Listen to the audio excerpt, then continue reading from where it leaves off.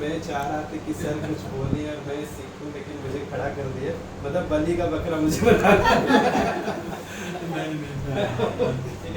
चलिए कोई बात नहीं। तो बातें तो करनी है, और सबसे पहले जो बड़ी बात सर ने जो कहा, आप लोग यहाँ मौजूद हैं तो कुछ लोगों से कई कदम आगे हैं तब यहाँ बैठे हैं, है कि नहीं? वरना बहुत सारे बहाने, आज मेला भी चल रहा है, बारिश भी सुबह झमाझम हो गई, तब भी आपको समय दिया गया था और आप यहाँ पर मौजूद हैं। मतलब आप और अन्य लोगों से कुछ कदम आगे आपकी सोच है, आपकी चाहत है ना? और इसलिए यहाँ पर मौजूद है। तो एक बार अपने लिए जोरदार ताली। और चलिए, में भीड़ आज कम है, इसकी एक वजह है कि हमारा भी मीटिंग था कुछ और, लेकिन क्लोजिंग के क्लोजिंग दिन और एक दिन पहले हम लोग ज़्यादातर पीओपी वगैरह नहीं करते हैं, क्योंकि क्लोजिंग के लिए बहुत सारे लोग का टारगेट रहता है, फील्ड में दौड़ना रहता है। तो आज ये वहीं पर जिनको बुलाया कि जिनको यहाँ ऑफिस में और भी कुछ काम है, बिलिंग वगैरह है, कुछ और भी बातें हैं, उनको बुलाया गया है। और इसलिए थोड़ा सा आज पीओपी उस तरह से जैसा होना चाहिए भीड़ भाड़ उस तरह से नहीं होता, लेकिन तब भी हम लोग यहाँ पर मौजूद हैं। तो सीखने सिखाने का बिजनेस है, तो हम लोग को सीखना है, एक दूसरे से सिखाना है, बातचीत करते हुए।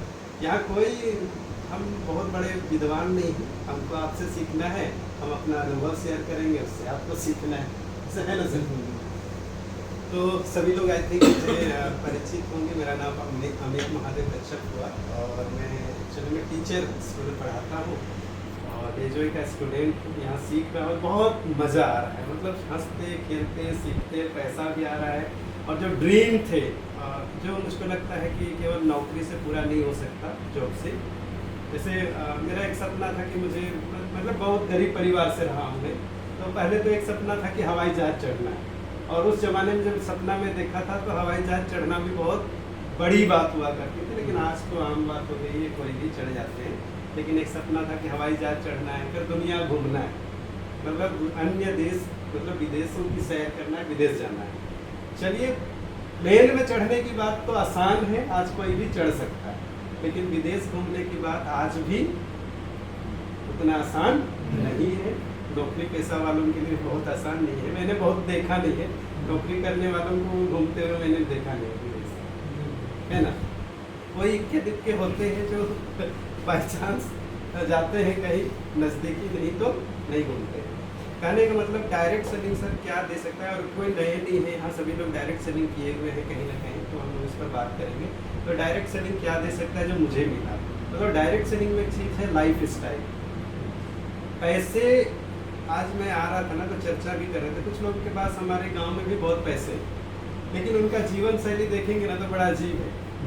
ठीक है, करोड़पति है, तौलिए में घूम रहे हैं,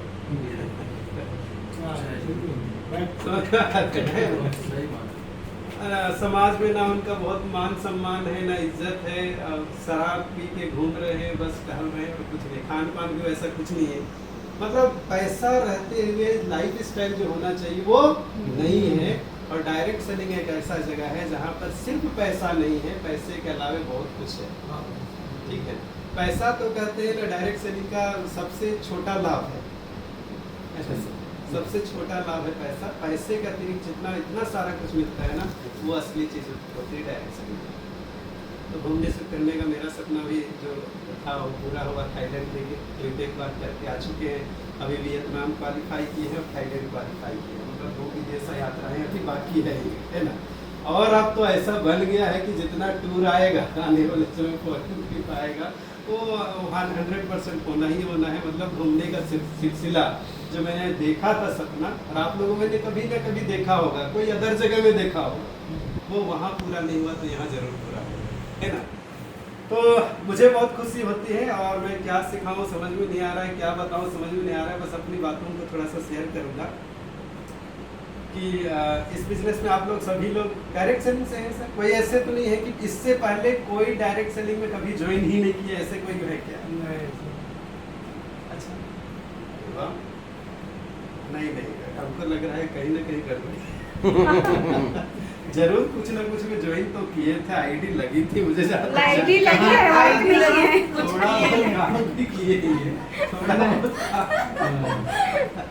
हर्बल लाइफ में हमको डाला गया था, प्रोडक्ट यूज किए थे।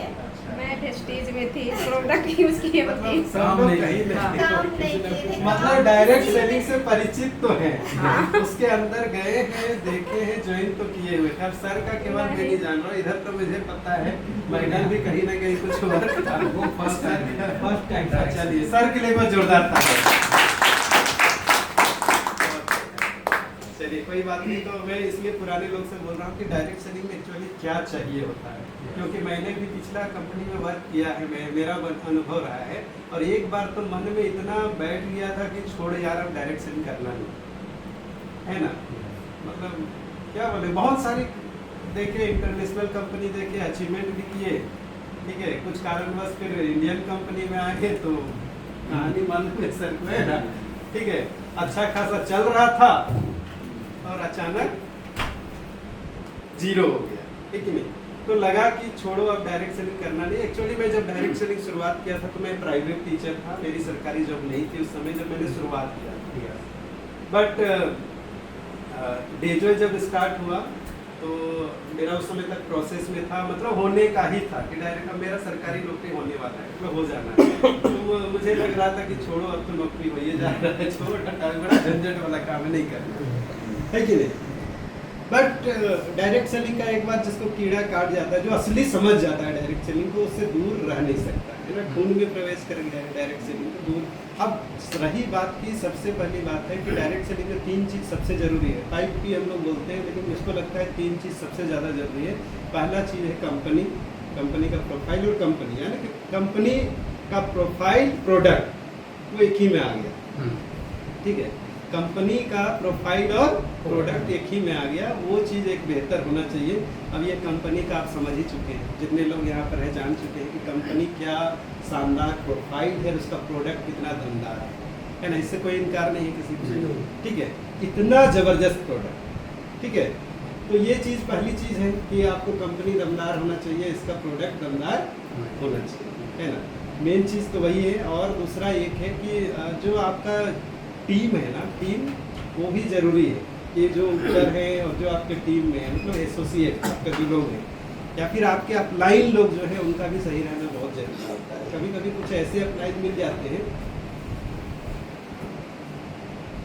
तो खैर नाम देना ठीक नहीं रहेगा, लेकिन जो उछल कूद करते रहते हैं वो हो जाते हैं।